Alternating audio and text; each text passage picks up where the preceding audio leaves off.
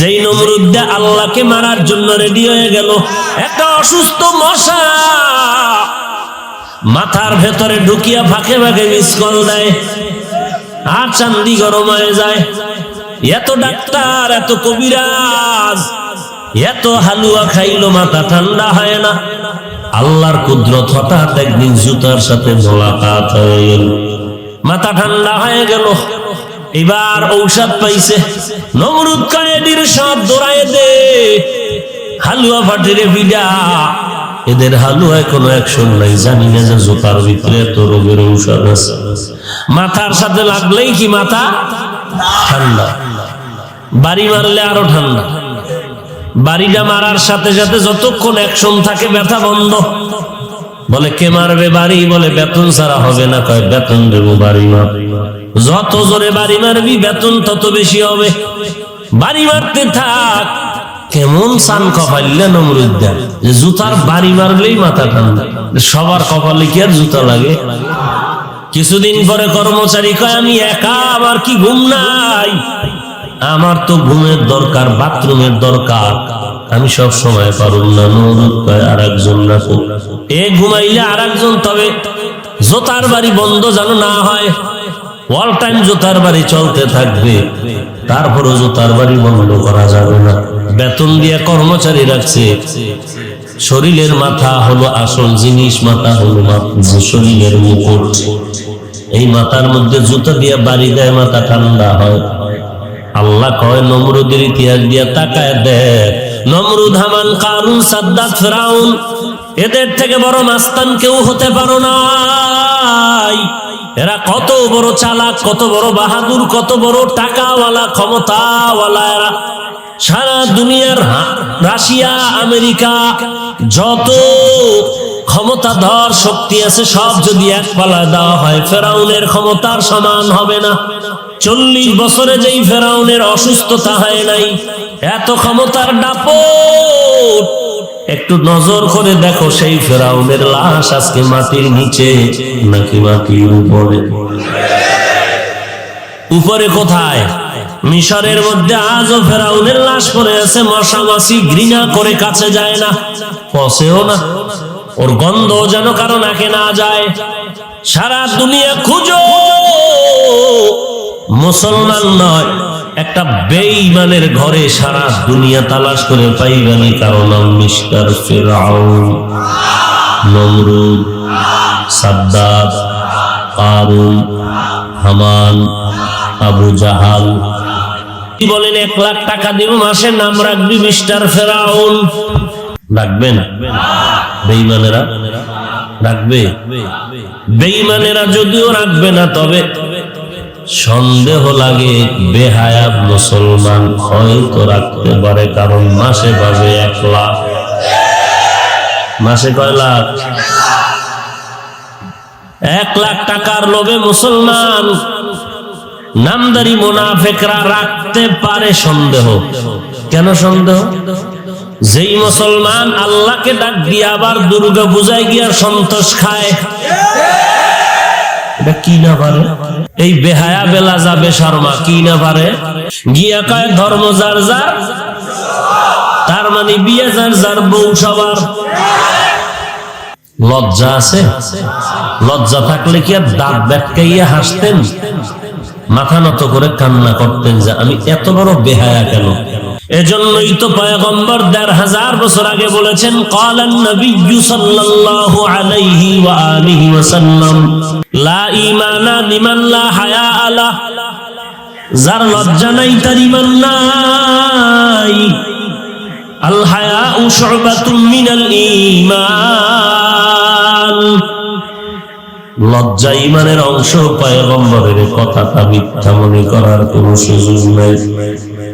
লজ্জা শরম না থাকার কারণে তাকায় দেখছো মা তার আপন মেয়েটাকে দিয়া ওপেনে জিনার ব্যবসা করায়।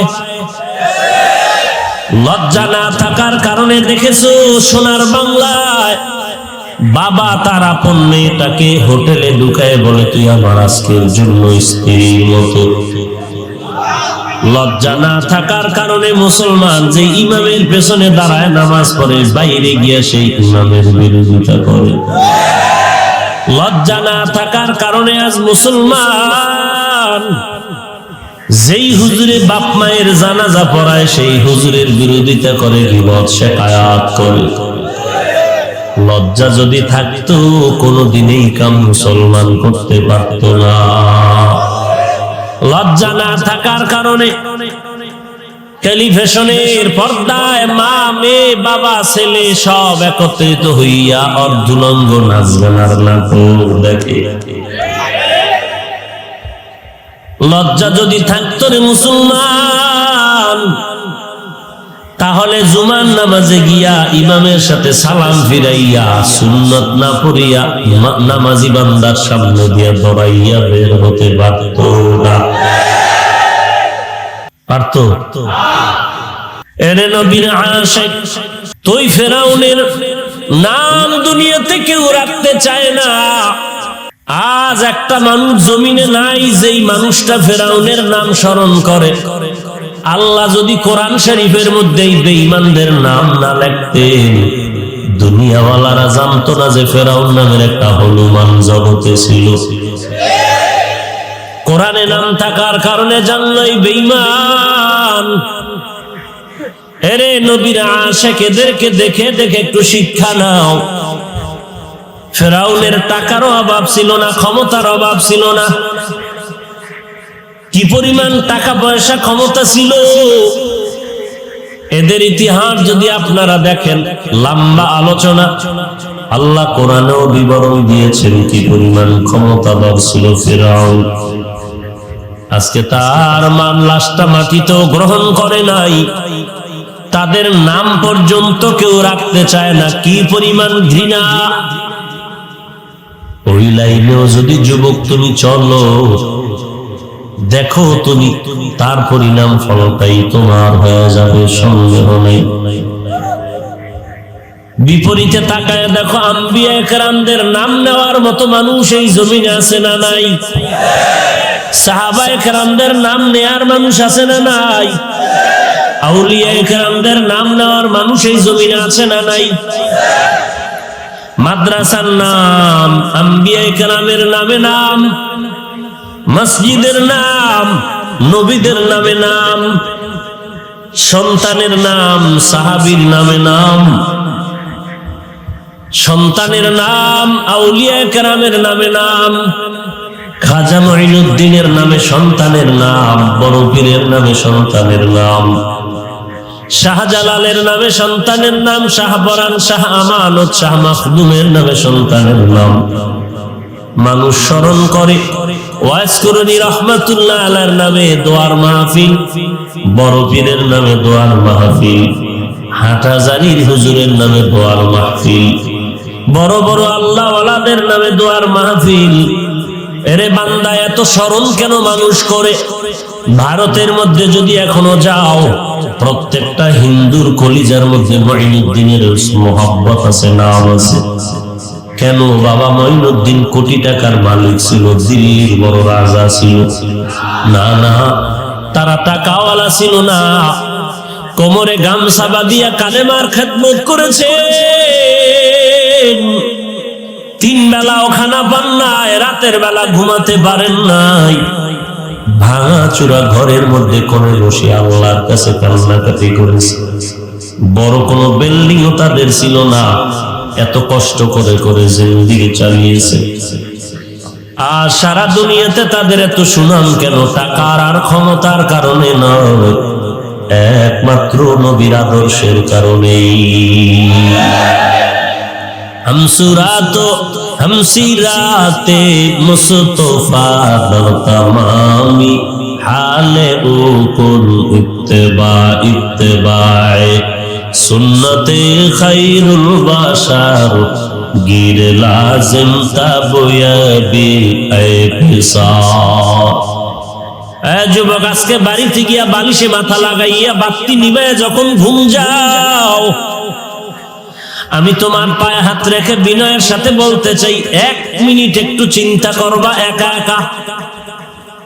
তুমি কি ফেরাউন, নমরুদ, হামান, সাদ্দাত, কারুনের লাইনে আছো, নাকি তুমি আম্বিয়া কেরাম, সাহাবায়ে কেরাম, আউলিয়ায়ে কেরাম গণের লাইনে আছো? যদি তোমার দিলের ফতোয়া আসে হ্যাঁ তুমি ফেরাউন, নমরুদ, হামানের লাইনে চলো, তাহলে তোমার পরিণাম ফল তাদের মতো হবে, এটাই তোমার ফাইনাল রেজাল্ট। আর যদি তুমি দেখো না তুমি খাজা মঈনুদ্দিনের লাইনে আছো, আল্লাহওয়ালাদের লাইনে চলো, ইনশাআল্লাহ আশা করা যায় তুমি না থাকলেও জমিনের মানুষ তোমার মহব্বত করে দোয়া করবে। এলাকার মুরব্বীরা বলবে আহ একটা ছেলে ছিল রে, স্কুল কলেজের বহু ছাত্র দেখছি, তবে ওর মতো ভদ্র কাউরে দেখি নাই। দেখলেই সালাম দিত, দেখলেই জুতাটারে আগায় দিত, মুখে মুখে কথা বলতো না, মাথা নিচে রাইখা কথা বলতো, আমগো সামনে বেদবি করে নাই, বাজে পোলাপানের সাথে আড্ডা দেয় নাই, এটাই বড় দোয়া। আবার মুরব্বীরা কয় অমুকে নাকি, বলে বাদ দে, বড় বেয়াদব, মুরব্বীরে সম্মান দিয়ে কথা বলে না, এটাই বড় দোয়া। দোয়াও বুঝে না বাঙালি, বড় দোয়াও বুঝে না, মনে করে আমি যেরকম চলি এটাই আসল। কার বড় দোয়ায় কি হবে, কার বড় দোয়ায় কি হবে এটাও তুই জানো না, কে বড় দোয়া দিবে আর লাগবে তাও জানো না, দেখবি এক সময় জিন্দেগি শেষ। এক সময় দেখবি জিন্দেগি শেষ। বলে কেমন, বলে ভর্তি হইতেছো কিন্তু ভর্তি টিকে না, টিকছে লেখাপড়া হয় না, লেখাপড়া হচ্ছে কিন্তু পরীক্ষার ফলাফল তোর কপালে ভালো না, ফলাফল মোটামুটি আসছে কিন্তু চাকরি হয় না, টাকা দিতেছো চাকরি হলেও কিন্তু বেতন আসে না, বেতন আসলে কি হবে তুই খাইতে পারবি না, অকাল মরণ অকাল, তোর টাকা খাইবে অন্যরা, ঘরের মধ্যে শান্তি নাই। তুই যে আলেমরে গালি দিছো, তুই যে কোরআনওয়ালারে জ্বালাইছো, তোর কপালে এমন একটা বউ ঘরে আসবে সে তোর মরণ পর্যন্ত জ্বালাইবে, তখন তুই দোষ দিবি কোন হুজুরে? আল্লাহ কয় তুই মারছ ওদিকে, আমি মারবো অন্যদিকে। ওয়া মাকারু ওয়া মাকারাল্লাহ ওয়াল্লাহু খায়রুল মাকিরিন।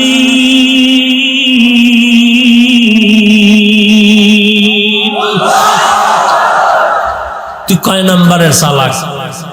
তোর সে তো বড় বেঈমান, বড় চালাক ফেরাউন, নমরুদ, হামান, সাদ্দাত। এদিকে সাইজ করলাম কেমনে, ইতিহাস দেখ। যেই নমরুদ আল্লাহকে মারার জন্য রেডি হয়ে গেল, আল্লাহরই রাখবে না, কি পাওয়া। সেই বেঈমানের আল্লাহ ধ্বংস করার জন্য কি পরিমাণ বাহিনী লাগছে, কি লাগছে? একটা অসুস্থ মশা মাথার ভেতরে ঢুকিয়া ফাঁকে ফাঁকে মিস কল দেয়, আর চান্দি গরম হয়ে যায়।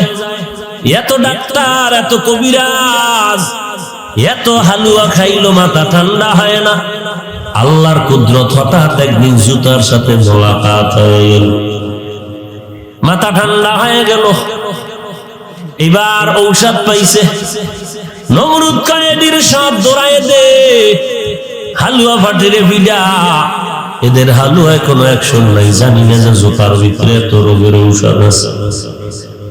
মাথার সাথে লাগলেই কি মাথা ঠান্ডা, বাড়ি মারলে আরো ঠান্ডা। বাড়িটা মারার সাথে সাথে যতক্ষণ অ্যাকশন থাকে ব্যথা বন্ধ।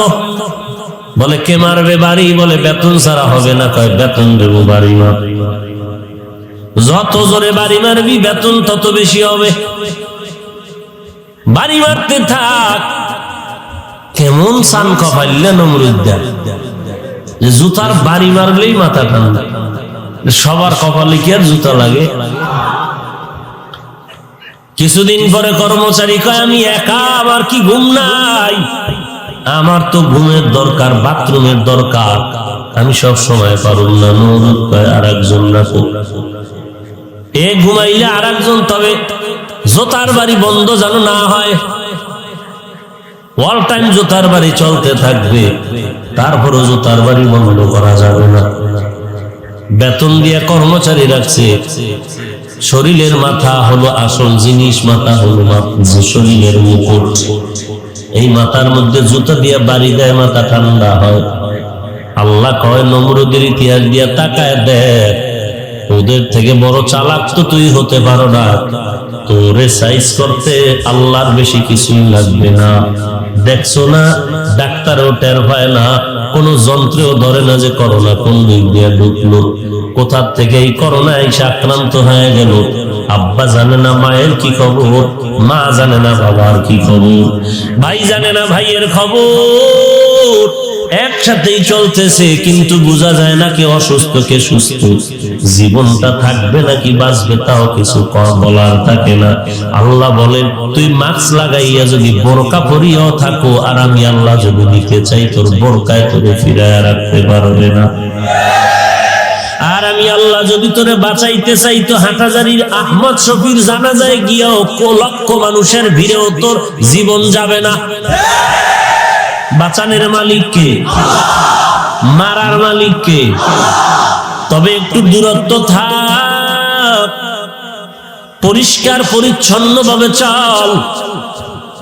মুখের নিঃশ্বাসটা যেন কারো শরীরের মধ্যে গিয়া এফেক্ট না করে, কারণ তোমার মুখের নিঃশ্বাস তো আর মিশকের ঘেরানওয়ালা না।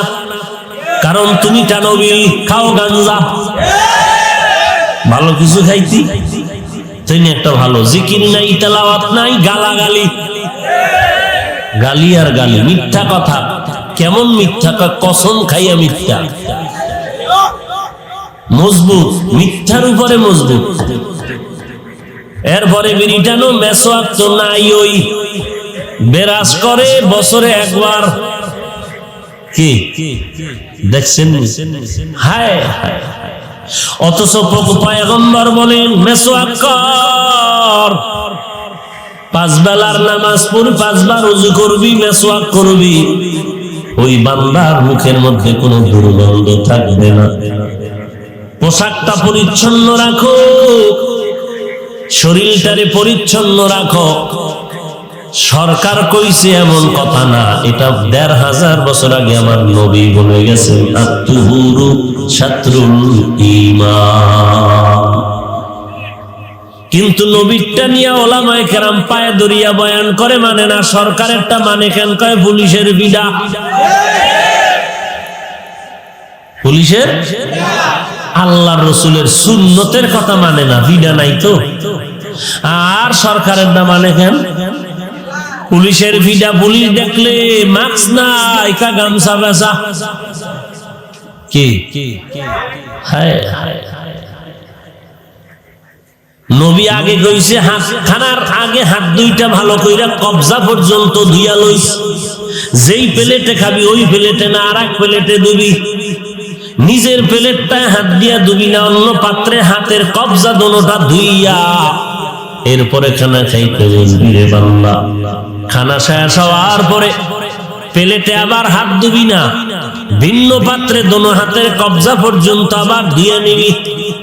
প্লেটের মধ্যে খানার বাকি অংশ হালকা পানি দিয়ে ধুয়ে ওই পানিটা খেয়ে ফেলবি। এটাও সুন্নাত। খানার একটা অংশ যদি পড়ে যায় দস্তারখান থেকে উঠায় খাবে, এটাও সুন্নাত। কারণ খানার মধ্যে আল্লাহর রহমত নাজিল হয় ডাইরেক্ট হালাল খানার ভিতরে, বুঝেন না? এরে নবীর উম্মতের দল, নবী তো 1500 বছর আগে পরিষ্কার আর পরিচ্ছন্নতার বয়ান করেছেন। আল্লাহ পবিত্র, মানুষ পবিত্র হয়ে চলো। মুসলমান 5 বেলার ওযু বানায়, শরীর লাগে ফ্রেশ তাজা। মদিনার নবী বলেন, কেউ যদি বাড়ির সামনের কূপের মধ্যে 5 বার গোসল করে, ওই বান্দার শরীরে যেমন ময়লা থাকবে না। যারা 5 ওয়াক্ত নামাজ ওযু বানায় পড়বে, তাদের আমল নামায় গুনাহের কোনো ময়লা থাকবে না।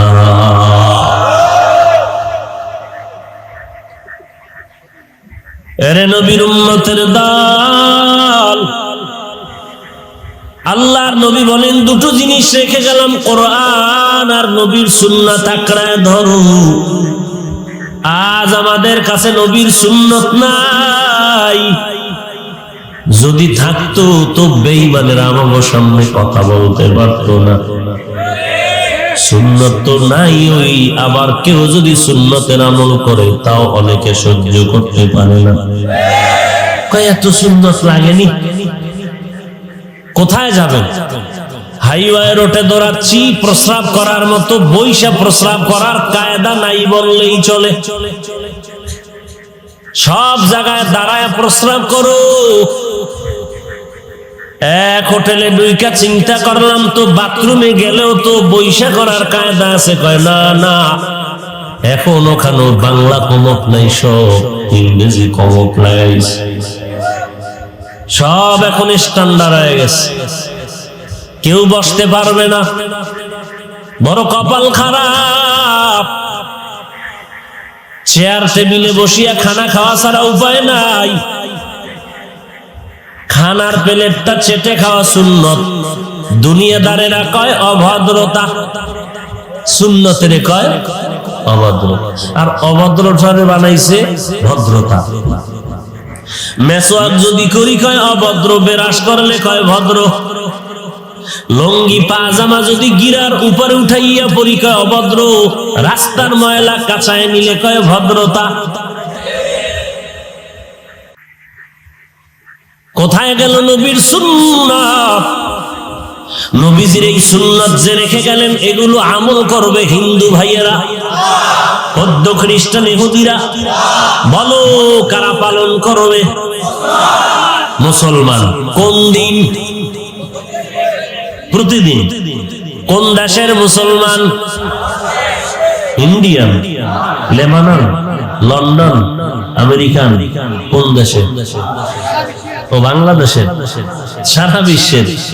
শুধু সীতাকুণ্ড মুসলমান ব্যতীত কিনা? আপনাদেরও আপনাদেরও লাগবে তো। চুলগুলো কেন বেঈমানের সাইজে? দাড়ি কেন রসুলের তরিকায় নাই?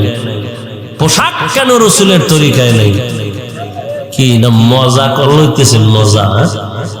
ইসলামটা পাইছেন কি কি মনে করতেছেন? মন চাইলে মানলাম, না মন চাইলে না।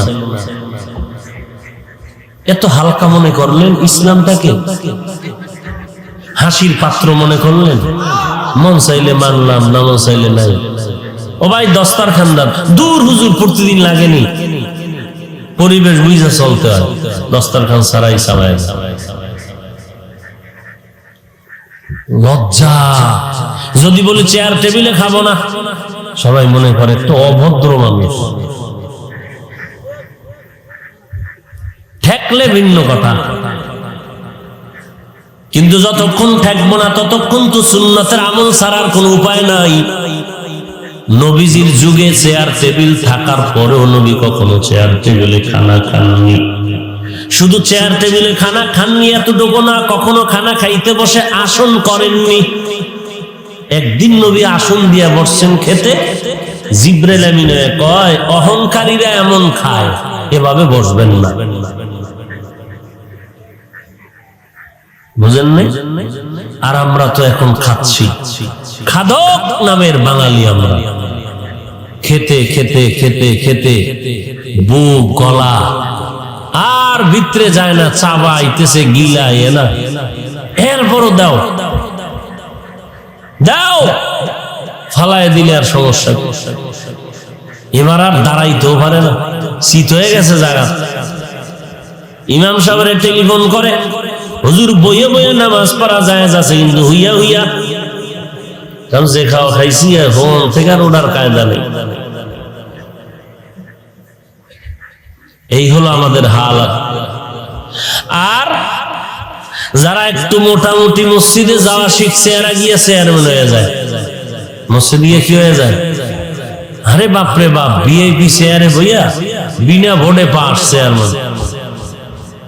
জুমার বয়ান চলে, হে ঘুমায়। কি ঘুম!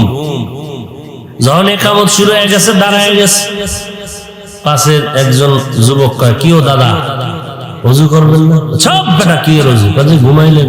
কি রে ঘুম? আমি তো মোরা কাবাইছিল। ঘুমাইছে, অজু আছে? কি নাক টান দিছে যে ইমামের বয়ান বন্ধ হয়ে যাওয়ার উপক্রম হয়ে গেছে।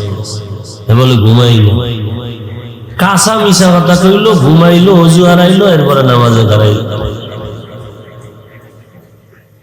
হায় হায় হায়, এটা 5 ওয়াক্ত নামাজি কিন্তু এমন করে না। এরা করে যে মাঝে মাঝে মসজিদে যায়, সূরা কেরাত পারে না, নামাজটা পড়ে মানুষের দেখানোর লাগি। মানুষে কি কইব, আমি আজি সাহেব, মানুষে কি কইব, এই জন্য নামাজ পড়ে। এই জন্য আল্লাহ কইছে নামাজ যারা পড়বে তারা জান্নাতি। নামাজ মানুষকে খারাপ কাজ থেকে ফিরায় রাখবে নামাজ। আবার ওই আল্লাহ পাক কোরআনে বলেন নামাজি ওয়াইল নামক জাহান্নামী। দেখছেন এক আয়াতে আল্লাহ বলেন নামাজ মানুষকে পাপ থেকে ফিরায় রাখবে, জান্নাতি বানায় দিবে নামাজ। আর এক আয়াতে বলেন আল্লাহ নামাজি বান্দা হবে ওয়াইল নামক জাহান্নামী। ফাওয়াইলুল লিল মুসাল্লিন। এবার চিন্তা করেন কথাগুলো, নামাজি জান্নাতি, আবার নামাজি কি জাহান্নামী। কোন নামাজি নামাজে দাঁড়াইছে কোরআনের খবর নাই। কোরআন শরীফ আমরা ওলামায়ে কেরাম, কারি সাহেব, হাফেজ সাহেব, ইমাম সাহেবরা শুদ্ধ করে যত তাড়াতাড়ি পড়তে পারি আপনারা পারেননি। নামাজে খারাইলে পারেন। বিদ্যুৎ ফেল, আমগো 4 রাকাত, 10 রাকাত শেষ। জোতালয়ে খারাইছে বাইরে। কি পরিমাণ কোরআন দ্রুত পড়ছে বুঝেন। আমগো থেকে চালু দেখছেন, রমজানে 1 খতম দিতে আমগো ধুম। এর মধ্যে সবে কদরের রাইতে ওরে বিশাল সিডি, অমুকের মেয়ে 13 খতম, অমুক আম্মাজান 16 খতম, অমুক জন 24 খতম। কি বই ভাই একবার আলহামদুলিল্লাহ 3 বার কুল আল্লাহ পড়ছেন আল্লাহ। আমরা হাফেজ সাহেবরা যদি কোরআন শরীফ রেগুলার পড়ে তো 2-4 খতম দিতে খবর আয়া যায়। আর আমগো দেশের বাঙালি কি চালু, আমগো থেকে চালু 13 খতম দিয়া লাইছে কদরের আগে। কেউ দিছে 26 খতম। দোয়া না করলে ইমামতি শেষ। 26 খতমের দোয়াটা 13 খতমের ডবল হইব না। নাম না কইলে তো ফজরের আগেই বিদায়। আর ইমাম সাহেবের নাম কইতে যায় যদি আর একজনের দাও লগে মিলায় করে, আর এক বিপদ। কারণ হের বাপের ডার ভাগে দোয়া কম হয়ে গেছে, আর একজন বাপ ঢুকলো। কত চালাকি আর কত মূর্খতা, এর কোনো সীমানা নেই। হায় হায় হায়। মা আতাকুমুর রাসূলু ফাখুযূহু ওয়া মা নাহাকুম আনহু ফান্তাহু। পয়গম্বর জানিয়ে আসছেন গ্রহণ করে নাও, নবী যা থেকে নিষেধ করেছেন ফিরে যাও। 1 নম্বরে কোরআনের আঁকড়ে ধরো, 2 নম্বরে নবীর সুন্নতের মালাটা গলায় পড়ো। এর যুবক, তোমার আমার মতো যুবক, দাড়িওয়ালা টুপিওয়ালা নামাজির অভাব নাই। তাকায় দেখো, স্কুল কলেজের ছাত্র নামাজি, ব্যবসা করে নামাজ ছাড়ে না, সরকারি চাকরি করে নামাজ ছাড়ে না, কৃষক কৃষি কাজ করে নামাজ বাদ দেয় না, রিক্সা ড্রাইভার রিক্সা চালায় নামাজ বাদ দেয় না। ড্রাইভারি চলতেছে, আজান হয়ে গেছে, তালা মারিয়া মসজিদে ঢুকে গেল। অযুবক, কয়দিন আর এই বাহাদুরি করবা? মরণ থেকে তো পালাবার কোনো উপায় নাই। দুনিয়াতে এসেছি খালি, যাব খালি। 3টা পাতলা কাপড়ের প্যাকেট বানায় কবরে যখন নেওয়া হবে, এরে যুবক ডানে বামে দেখবি মা কান্না করে, বাবা কান্না করে, আমার সন্তান নাই। ভাইয়েরা কান্না করবে আমার ভাই নাই, বোনেরা কান্না করবে আমার বোন নাই, বাবা কান্না করে করে যাবে ইমাম সাহেব, সন্তানের জানাজা না পড়ায় কোথাও যাবেন না। কেউ যাবে বাঁশ বাগানে বাঁশ কাটার জন্য, কেউ যাবে তোমার আমার জন্য কবর খনন করতে, আবার কেউ বাড়ির পাশে গরম পানি করবে চিরবিদায়ের গোসল দিতে। মসজিদের খাটিয়াটা ঘরে কিনারায় যখন হাজির হয়ে যাবে, যখন তোমাকে আমাকে চিরবিদায়ের গোসলটা দিয়া সাদা কাপড়ের প্যাকেটের মধ্যে ঢুকায় দিন, ইমাম সাহেব জানাজা পড়াইয়া খাটটা যখন কাঁধে নিয়ে বাগানে রওয়ানা, মা জানালা দিয়া কাঁদবেন আর বলবেন তোরা কই না, আমার বাবার একবার দেখায় দাও, আমার কলিজার টুকরা সন্তানের চেহারাটা একবার দেখায় যা, কারণ আমি এই সন্তানটারে নিয়ে কষ্ট কম করি নাই, এই সন্তানের পেটে ধারণ করেছি, কত রাত ঘুমাইতে পারি নাই, এই সন্তান দুনিয়াতে আসার সময় আমি বেহুশ, আমি আমার স্বামীর থেকে চিরবিদায় নিয়েছিলাম, মনে হয় আমি বাঁচবো না, সেই কষ্টের সন্তান আমার দুনিয়াতে আসার পর আমারে ঘুমাইতে দেয় না, শীতের রাতে প্রস্রাব করে দিয়েছে, আমি মা এই সন্তান নিয়ে কত কষ্ট করেছি, না খেয়ে সন্তানের খাওয়াইলাম, এত কষ্ট করে বড় বানাইলাম, এত কষ্টের পর এই সন্তান যখন জিহ্বা নাড়া মোহাব্বত করে আম্মা কয়েকটা ডাক দিত, কলিজা আমার ঠান্ডা হয়ে যেত। এখন আমার এই সন্তান নাই, কি আমাকে মা বলে ডাকবে, তোরা আমার থেকে ঘরে জুদা করিস না। মহিলারা মায়ের হাত দুইটা দুই দিক থেকে টেনে ধরে রাখবে আর দরজা আটকায় দিবে, যতই কান্না করো আর ছেড়ে দেওয়া হবে না। তোমার আপন বিছানার থেকে সবাই আলোক করিয়া কবরে যখন নিয়ে যাবে, বিদায়। এখন তোমার ডানে বামে উপরে নিচে মাটি আর কিছুই নাই, দুইজন ফেরেশতা তোমার কবরে আসবে, আমারও কবরে এমন আসবে। তিনটা প্রশ্ন করবে, এক নম্বরে রবের পরিচয় দাও, দুই নম্বরে ধর্মের পরিচয় দাও, তিন নম্বরে রাহমাতুল লিল আলামিনের পরিচয় দাও। দুনিয়াতে যদি রবের গোলামি করিয়া মরতে পারো, দুনিয়াতে যদি বান্দা তুমি আল্লাহর গোলামি করো, ওই বান্দা কবরে গিয়া বলবে আমার রবকে জানো, রব্বি আল্লাহ, আমার রব হলেন আল্লাহ। মায়ের গর্ভে যে খানা দিতে পারে না, ওই জায়গায় যিনি আমারে খাওয়ায় লালন পালন করেছেন তিনি আমার রব। দুনিয়াতে আসার পরে আমি ভাত খেতে পারতাম না, ফল খেতে পারতাম না, মায়ের বুকে এমন সুন্দর পিওর দুধের ব্যবস্থা যিনি করেছেন তিনি আমার রব। আমার দাঁত ছিল না, যিনি দাঁত দিয়েছেন তিনি আমার রব। আমি কথা বলতে পারতাম না, কান্না ছাড়া কোনো আওয়াজ আমার ছিল না, কথা বলার শক্তি যিনি দিয়েছেন তিনি আমার রব। হাঁটতে জানতাম না, যিনি আমাকে হাঁটার শক্তি দিয়েছেন তিনি আমার রব। ওই রব আমার আল্লাহর কেউ না। যারা ইসলামের মালা গলায় পড়েছে তারা বলবে দ্বীনিয়াল ইসলাম, আমার ধর্ম ইসলাম, আর কোন ধর্ম নাই। তৃতীয় প্রশ্ন, মুহাম্মদ নবীর দেখায় বলবে চিনো?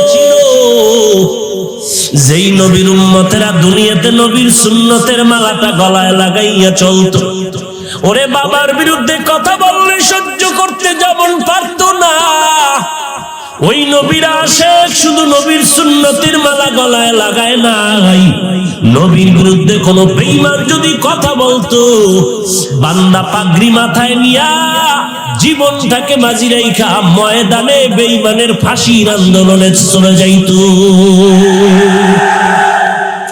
ওই বান্দা বলবে তিনি তো আমার সেই নবী। যেই নবীকে না দেখে নবীর আদর্শের টুপি পরেছিলাম, যেই নবীকে না দেখে নবীর আদর্শের দাড়ি রেখেছিলাম। কত মানুষ টুপিওয়ালা বলে গালি দিয়েছে, টুপি ফালাই নাই। কত মানুষ দাড়িওয়ালা বলে গালি দিছে, তারপরও দাড়ি ফালাই নাই। কত মানুষ নবীর বিরুদ্ধে কথা বলছে, কিছুই বলি নাই। এত কষ্ট করে করে জীবনটারে কাটিয়েছে। এরে নবীর উম্মতের দল, আল্লাহ বলবে আর এদের ডিস্টার্ব করবা না, তাড়াতাড়ি কবরের বেহেশতের বাগান বানায় দাও, বেহেশতের বিছানা বিছায়া দাও, জান্নাতের সাথে একটা রাস্তা বানাইয়া দাও। জান্নাতের হাওয়া বাতাস কবরের মধ্যে ঢুকবে, আর বান্দার আমি ঘুমাইবে যেন কষ্ট না হয়। কিয়ামত পর্যন্ত বান্দাকে ঘুমাইতে দাও। ইসরাফিলের সিংহার ফুৎকারের আগে কেউ যেন তার ঘুমে ডিস্টার্ব না করে। পক্ষান্তরে যারা গুনাহগার হইয়া কবরে যাইবারে মুমিন, আল্লাহর গোলামি করো না, রবের হুকুম মতো চলো না, ইসলাম ধর্ম মানো না, নবীর সুন্নতের লাথি মেরে ফালায় দিয়েছো, আলেমদের গালি দিয়েছো, আর বলছো আলেমরা টুপির কথা কয়, টুপি পরবো না, কার শক্তি আছে পরাবে? আলেম ওলামারা পর্দার কথা বলে, পর্দা করবো না, কার শক্তি আছে পর্দা করাবে? আলেম ওলামারা নামাজ পড়তে বলে, নামাজ পড়বো না, কার শক্তি আছে আমাকে নামাজি বানাবে? কবরে যাওয়ার পর যখন তোমাকেও প্রশ্ন করা হবে, রবের পরিচয় দাও, ধর্মের পরিচয় দাও, রহমাতুল লিল আলামিনের পরিচয় দাও। নাফরমান গুনাহগার বলবে লা আদরি লা আদরি লা আদরি, আমি কিছুই জানি না, কিছুই জানি না। আল্লাহর অর্ডার হয়ে যাবে, এ ফেরেশতা, এই বান্দারে আর সুযোগ দেওয়ার কোনো লাভ নাই। জীবনে আমি আল্লাহ কম সুযোগ দেই নাই, জমিনের মধ্যে এত নাফরমানি করেছে, আমি আল্লাহ রাগ করিয়া পানি বন্ধ করি নাই, বাতাস বন্ধ করি নাই। আমার দেওয়া পানি আমার দেওয়া, বাতাস আমার দেওয়া, সূর্যের আলো আমার দেওয়া, চাঁদের আলো সব ভোগ করিয়া আলেমদের কথা মতো নামাজ পড়ে নাই, আর সুযোগ দেওয়া যাবে না। দেরি না করিয়া জাহান্নামের বিছানাটা কবরে বিছাইয়া দাও, জাহান্নামের সাথে একটা রাস্তা বানাইয়া দাও। আর আল্লাহ বলবে, কবরের মাটি, কবরের দুই পার্শ্বের মাটি সজোরে বেঈমানটারে জোরে চাপ দাও। কবরের মাটি এমন জোরে চাপ দিবে, চাপের সঙ্গে সঙ্গে পাঁজরের হাড়গুলো চুরমার হয়ে যাবে।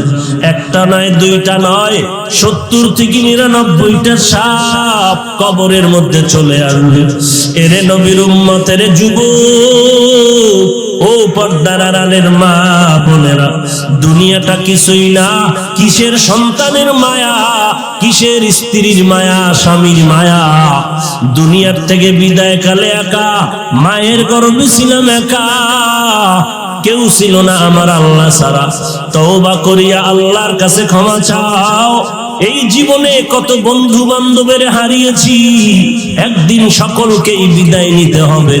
ওই আল্লাহর কোরআনকে জীবনের আপন বানায় নাও, নবীর সুন্নতের মালাটা গলায় পরে নাও।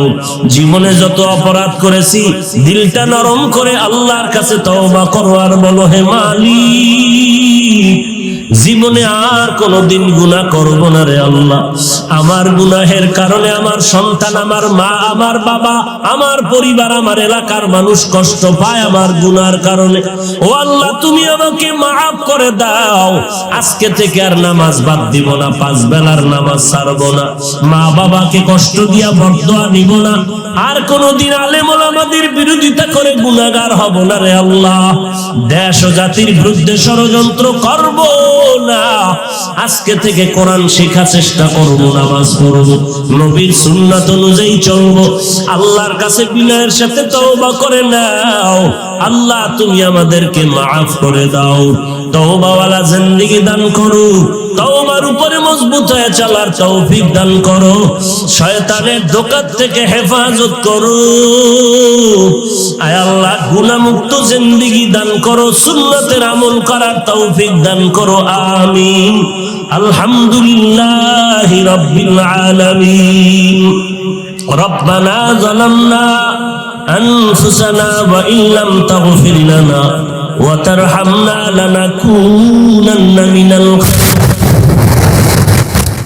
يا أرحم الراحمين يا أرحم الراحمين يا أرحم الراحمين رب ارحمهما كما ربياني صغيرا اللهم إنا نعوذ بك من البرص والجنون والجذام ومن سيء الأسقام اللهم إنا نعوذ بك من البرص والجنون والجذام ومن سيء الأسقام اللهم إنا نعوذ بك من البرص والجنون والجذام ومن سيء الأسقام ربنا هب لنا من أزواجنا وذريتنا قرة أعين واجعلنا للمتقين إماما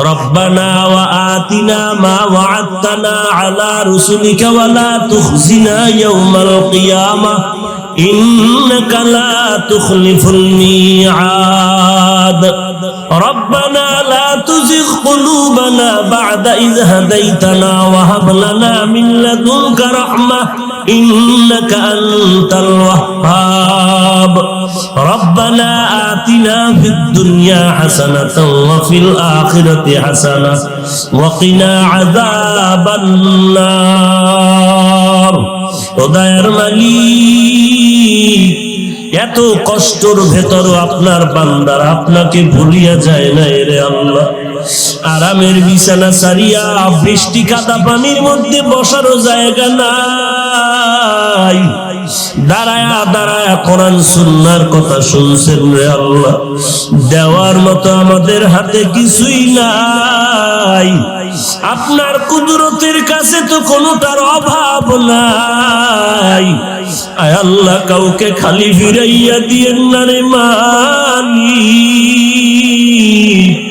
কিছু দেন আর না দেন অন্তত আমাদের সকলের সিনার ভেতরে হেদায়েতের নূর দান করেন আল্লাহ আয় আল্লাহ আয়োজনকারীদের কবুল করে নেন সহযোগিতা যারা করেছে কবুল করে নেন আয় আল্লাহ সারা দুনিয়াবাসীকে মহামারীর থেকে চির মুক্তির ব্যবস্থা করে দেন এই দেশ শান্তির দেশ বানায় দেন সরকার প্রশাসনে যারা আছে জনপ্রতিনিধির দায়িত্ব যারা পালন করে সবাইকে দিনদার বানায় দেন আয় আল্লাহ সমস্ত মসজিদ মাদ্রাসাগুলো কবুল করে নেন আয় আল্লাহ যা প্রয়োজন গায়বী খাজানার থেকে ব্যবস্থা করে দেন আয় আল্লাহ উলামায়ে আহলে হক এক বানায় দেন নবীর দুশমনদের হেদায়েত দান করেন আয় আল্লাহ বাতিলের মোকাবেলায় বিজয়ী করে দেন জালেম দুশমন মুনাফিকের বদনজর থেকে হেফাজত করেন আয় আল্লাহ মা বোনদের পর্দানিশী বানায় দেন ছেলে সন্তান নেককার বানায় দেন আয় আল্লাহ সবাইকে সহিভাবে কোরআন পড়ার তৌফিক দান করেন 5 ওয়াক্ত নামাজ বা জামাত আদায়ের তৌফিক দান করেন উলামায়ে হযরতদের আমিন কবুল করে নেন মুরব্বিদের আমিন কবুল করে নেন ছাত্র ভাইদের আমিন যুবকদের আমিন কবুল করে নেন মা বোনদেরকে কবুল করে নেন আয় আল্লাহ মোবাইলের গুনাহের থেকে সবাইকে হেফাজত করেন মোবাইলের গুনাহের থেকে বেঁচে থাকার তৌফিক দান করেন মোবাইলের গুনাহের থেকে বেঁচে থাকার তৌফিক দান করেন আয় আল্লাহ আমরা যারা হাত তুলেছি অনেকের মা নাই বাবা নাই অন্ধকার কবর থেকে দোয়ার অপেক্ষায় জানি নাই ময়দানে কারা ইয়াতীম আয় আল্লাহ আমরা ধর্মীয় লাইনেও বড় অসহায় আমাদের মুরব্বীরা এক এক করে বিদায় নিয়ে চলে গেল আয় আল্লাহ আমরা যাদের ছায়ায় চলতাম যাদের পরামর্শ নিয়ে দিনটাকে সান্ত্বনা দিতাম আয় আল্লাহ আমরা ডানে বামে অসহায়ের মতো হয়ে গেছি বেঈমানের চতুর্দিক থেকে আক্রমণ আয় আল্লাহ আমাদের ঈমানি শক্তি বাড়ায় দেন। আয় আল্লাহ যারা দুনিয়াতে নাই তাদের কবর জান্নাতের বাগান বানায় দেন। যারা বেঁচে আছেন হায়াত বাড়ায় দেন। অসুস্থ যারা সুস্থ করে দেন। দীর্ঘ নেক হায়াত দান করেন। চলার পথে ইজ্জতের সাথে হেফাজত করেন আল্লাহ। আয় আল্লাহ বাতিলের মোকাবেলায় বিজয়ী করে দেন। আয় আল্লাহ গুনাহের কারণে দিলটা শক্ত, চোখে পানিও নাই। আয় আল্লাহ কান্নাওয়ালা চক্ষু দান করেন, কান্নাওয়ালা চক্ষু দান করেন, কান্নাওয়ালা চক্ষু দান করেন। জিকিরওয়ালা জিহ্বা দান করেন। আখিরাতের ফিকিরওয়ালা কলব দান করেন আল্লাহ। গুনাহের প্রতি ঘৃণা জমায়া দেন, নেক আমলের আগ্রহ বাড়ায়া দেন। আহলুল্লাহদের সোহবত আমাদের দান করেন। আয় আল্লাহ উম্মতের মাঝে মুহাব্বত বাড়ায়া দেন। আহলুল্লাহদের অন্তরে মুহাব্বত বাড়ায়া দেন। বড়দের অন্তরে মুহাব্বত বাড়ায়া দেন আল্লাহ। মাদ্রাসার খেদমত করি কবুল করে নেন। গায়বী খাজানার থেকে প্রয়োজন মিটায় দেন আল্লাহ। আসাতায়ে কেরাম তালিবুল ইলমদের জন্য বরকতি রিজিকের ব্যবস্থা করে দেন আল্লাহ। আয় আল্লাহ আপনার খাস বান্দার মাধ্যমে ব্যবস্থা করে দেন। জায়গার ব্যবস্থা করে দেন আল্লাহ। অর্থের ব্যবস্থা করে দেন আল্লাহ। আল্লাহুম্মা রযুকনি ফাইন্নাকা খায়রুর রাযিকিন। আল্লাহুম্মা রযুকনি ফাইন্নাকা খায়রুর রাযিকিন। اللهم ارزقني فإنك خير الرازقين. حسبنا الله ونعم الوكيل.